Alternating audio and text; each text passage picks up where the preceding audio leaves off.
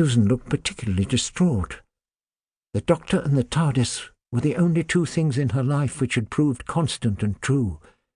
And now her grandfather lay unconscious on the floor, and the TARDIS was beginning to behave with an almost malevolent unpredictability. If those two things failed her, what would she have left?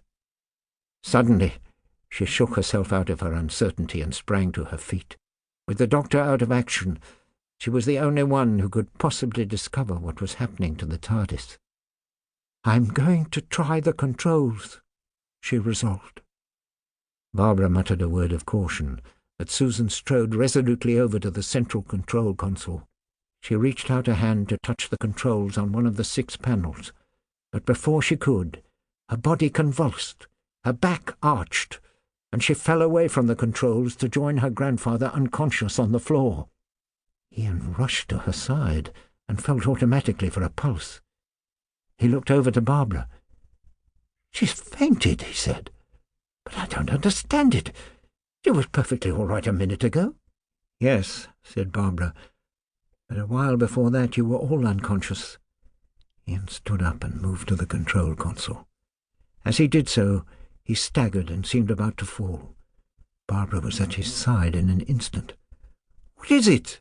she asked, her voice full of concern. Ian shook his head. "I don't know. I suddenly felt dizzy." He raised a hand to his brow. "I've got this terrible headache." "That's not like you at all," said Barbara. Normally Ian was in the best of health. "You don't think it could be radiation sickness, do you? Like we had on Skaro?" "I don't know, Barbara," Ian replied helplessly. "We don't know what power that explosion may have unleashed." "Sit down," urged Barbara. "Let me help you to a chair." As they moved away from the console, Ian pointed to the doors. This time they had remained closed. "I don't understand it," he said. "What's going on around here? How could those doors have opened by themselves?" "Ian, you don't think something could have taken over the TARDIS, do you?" Barbara could still hear the steady in-out breathing all around them. Logic told her it was the TARDIS's life support systems, but in the threatening gloom of the control chamber, she was not too sure. Had an intruder somehow come aboard the TARDIS, and was even now stalking them? "How am I supposed to know?" snapped Ian, and then immediately apologized for his sharp tone. The tension and uncertainty of their situation were beginning to affect him too. By their feet, the Doctor began to groan. Barbara bent down to tend him. "He's beginning to stir," she said, and then looked at Ian in concern. "Ian, are you feeling better now?" Ian said he was.